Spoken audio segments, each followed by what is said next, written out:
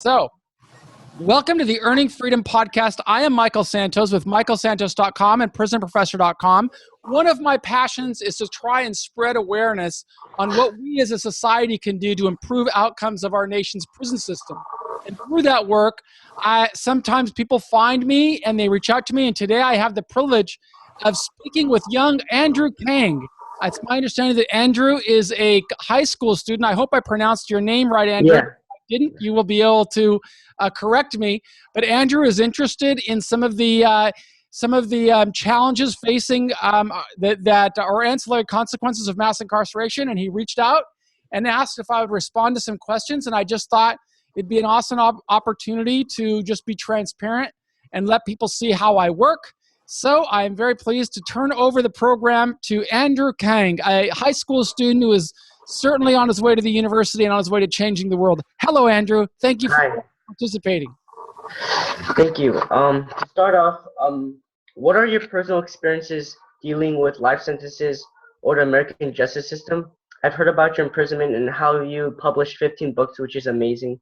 But could you give me a more in-depth detail about your background and your journey? I can absolutely do that.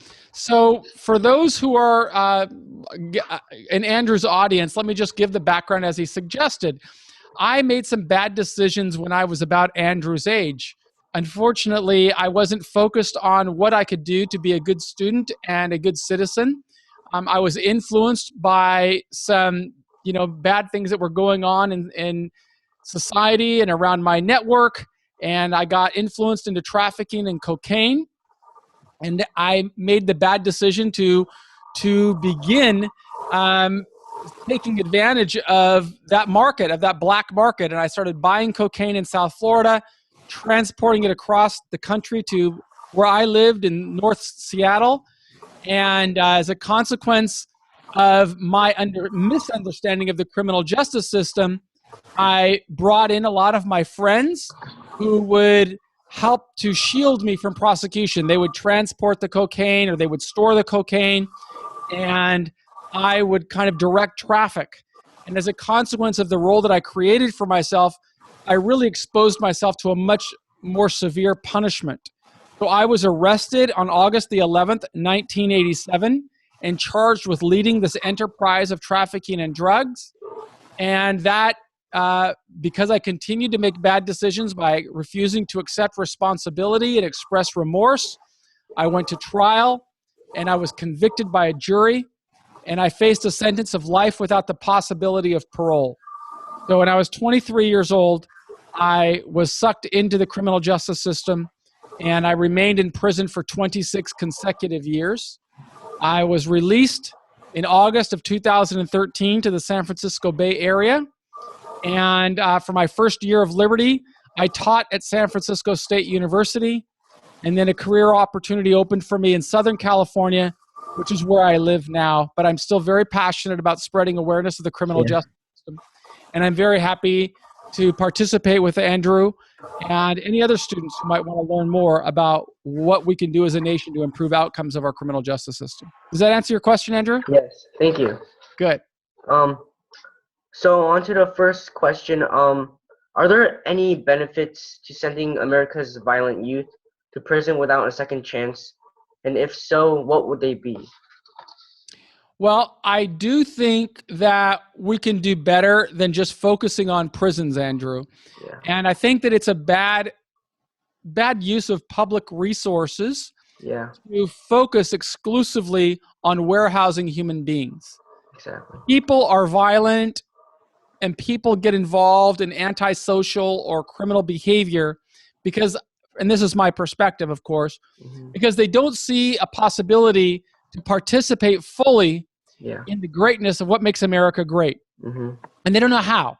And it's partly because of the environment in which they live. It's partly because of the influences and role models who are in their lives. But when we lock them inside of cages, we don't do anything to build a better outcome. And we can see that by statistics, Andrew. We can see that people, the longer we expose somebody to corrections, whether it's in juvenile or an adult facility, the less likely that person is to function as a law-abiding citizen. Yeah. So I'm a big believer in programs and in creating opportunities that can show individuals how they can earn higher levels of liberty. So we could use the threat of prison as a punishment, but also provide an incentive for them to avoid prison, or even if they're locked in prison, to earn their liberty sooner. Yeah, I don't like that we measure justice by the number of calendar pages that turn while we keep people locked in a human warehouse, because in that human warehouse, bad things happen. I have And to agree. Yeah. And I think that the way that we can do better is by investing more in our young people, by offering them opportunities to learn new skills, to train for jobs that bring meaning and relevance to their lives, and help them feel as if they can be, something that's living as a contributing citizen. And when we begin with that outcome, with that mindset, and said we're going to teach people how to be better, how to be stronger, we incentivize people to pursue excellence rather than feel as though there's no path for them. So Yeah.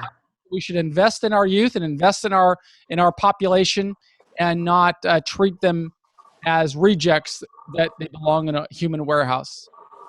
Yeah, I have to agree. And some of the taxpayer money that is going to these prisons, I feel like they're wasting it on housing these prisoners, and instead they should be using it on helping the youth be able to readjust to society. So I can say to your classmates and those of you who are watching this that you're a great role model.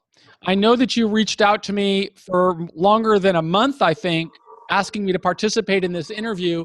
And just because I've got a very busy schedule, I somehow misplaced your email, but you were persistent and you reached out to me again.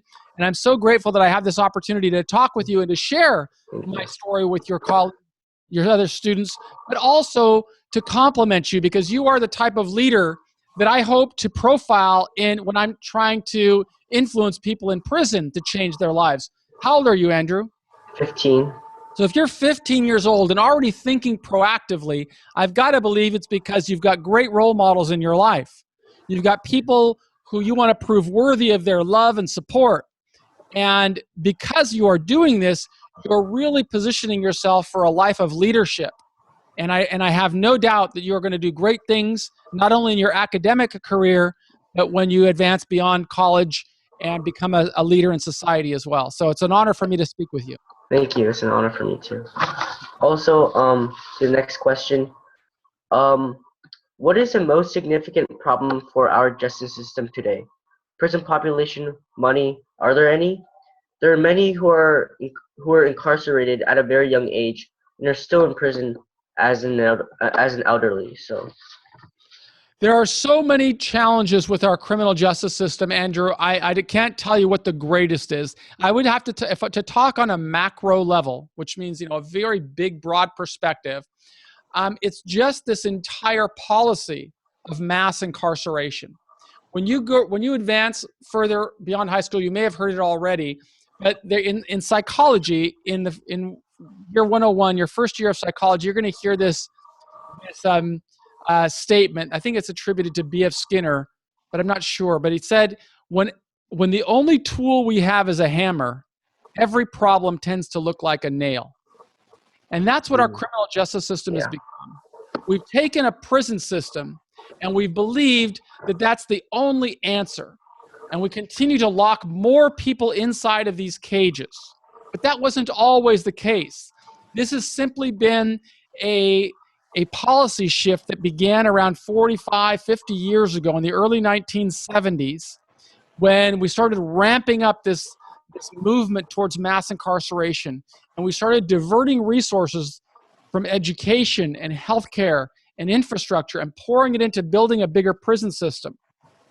And that's why it influences every American citizen, because the money that we are using in our nation's prison system could be much better deployed in the educational system and in social programs and healthcare and other areas. So that's on the biggest picture. It's just the concept of mass incarceration, where we incarcerate 2.3 million people. Wow. To put that into perspective, it's not only 2.3 million people who are locked up, but it's also 5 or 6 million people who are under another thumb of the criminal justice system called probation or parole or diversionary programs. In addition to those 7 million people, just think if every one of those people has a mother, a father, maybe on average 2 kids, that's 4 more people, and a brother and a sister, that's 6 people. Yeah.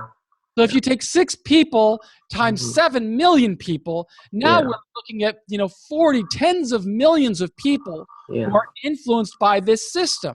Mhm. And the longer we expose people to this system, the less likely we are making it for those people to function as law-abiding, contributing citizens. Yeah.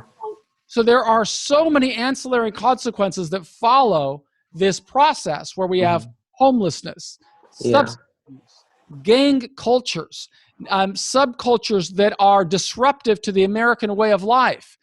And it's really unusual to even find anybody or to go into any room of 10 people and ask somebody who doesn't know somebody who's been locked up or influenced by our criminal justice system. Everybody has. It's become mainstream. And so that's why I really feel passionately about wanting to bring changes to this system. And that's why I'm so grateful to you for helping me spread this word to your fellow students. Sure. Now, for a more important question, do you think that there is a racial disparity when sentencing offenders? I absolutely think there's a racial disparity. And we can see it just in our nation's prison system, Mhm. where the vast majority of the people in prison are minorities. There are people who live on the margins. They tend to be from lower socioeconomic backgrounds, and they don't have a constituency. Yeah. So if you are a privileged individual, it's more likely that you're able to be diverted away from prosecution. And if Mhm. you are prosecuted, it's more likely that you're going to be diverted away from incarceration. And if you are incarcerated, it's more likely that you're going to get a more lenient sentence than if you are from an individual, a class of society that doesn't have the political constituency. And we can see this just by looking at the facts.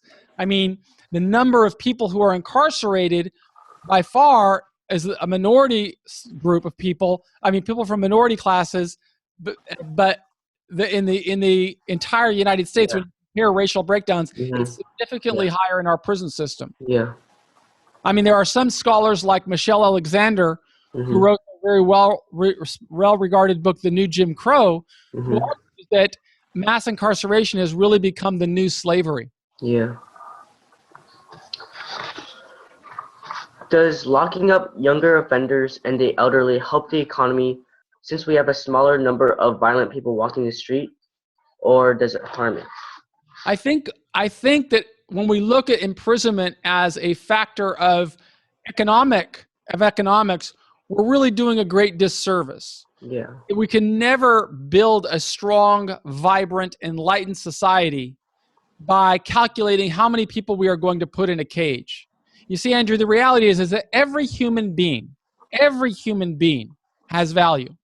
We just need to find the way to tap into that value and to develop that individual so that he can reach his or her highest potential.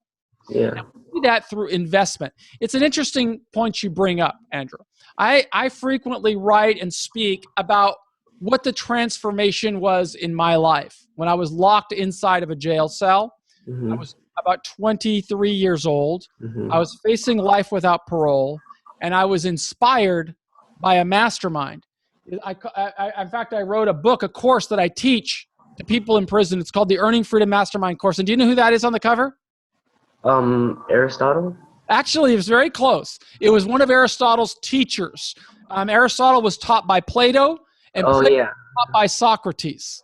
This is Socrates. And Okay. I read the story of Socrates when I was locked in a jail, facing life without parole. And it was that story, Andrew, that caused me to want to change my life. Because Socrates was facing a death sentence. Mm. And when he was incarcerated, waiting for that death sentence to be carried out, he had an opportunity to escape.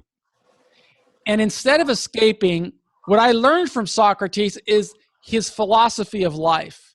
It's that we as a human race, a human being, we have a right, a duty, and responsibility to think not about our own lives, Mm-hmm. but about the lives of the broader society. Yeah.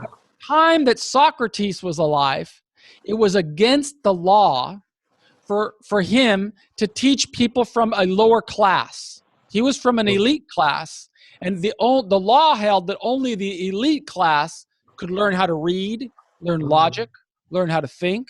Socrates believed that every human being had value, and he wanted to teach everybody. Mm-hmm. For that, he was willing to pay the ultimate price, and that was death. Oh.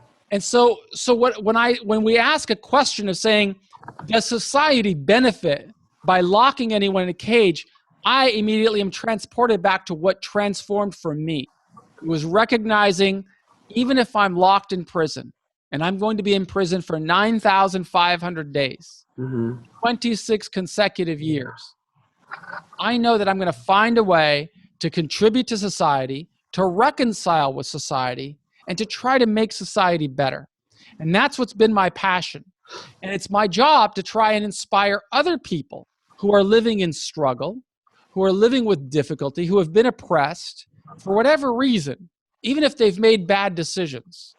It's my job to show them how to reach a higher potential, how to become one with the fabric of society. And by doing that, I truly believe I am fulfilling my destiny. So I try to change this system by eradicating thoughts that the use of the prison is good for economic reasons. The only thing the prison should be used for is to isolate people who truly threaten the safety of others. Yeah. But when an individual demonstrates through behavior, sustained behavior, that he has earned liberty, I believe that society has a great interest in nurturing that and encouraging that and incentivizing that and then welcoming that person back and encouraging him to grow. I think this also brings up to a good point how we should educate the public and to let them know what's really going on behind bars.